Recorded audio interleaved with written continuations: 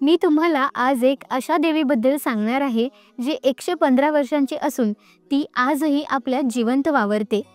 आपणच काय पुढील शेकडो पिढ्या तिच्या ऋणात असणार आहेत.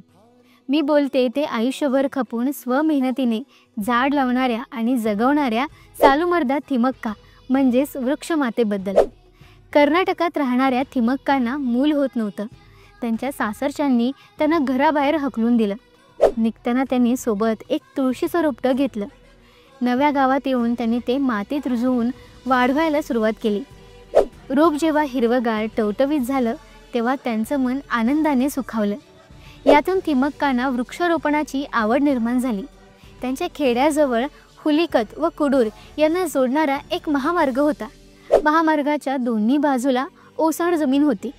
थिमक्का आणि त्यांचे पती मन रमवण्यासाठी म्हणून याच महामार्गावर दोन्ही बाजूला वडाची रोपटी लावत होती आणि रोज 4 डबे पाणी गावातून नेऊन त्या वृक्षांना वाहत.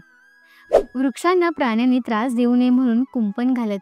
वर्षाला हे दाम्पत्य किमान 10 ते 20 झाडं लावून जगवत. असं करत त्यांनी तब्बल 8000 झाडं लावलेत. आज या वृक्षांची किंमत 15 लाख इतकी असून थिमक्कांच्या कार्याची दखल घेऊन कर्नाटक सरकार ते वृक्ष सांभाळत आहेत. आपल्या सगळ्यांतर्फे थिमक्कांच्या कार्याला सलाम.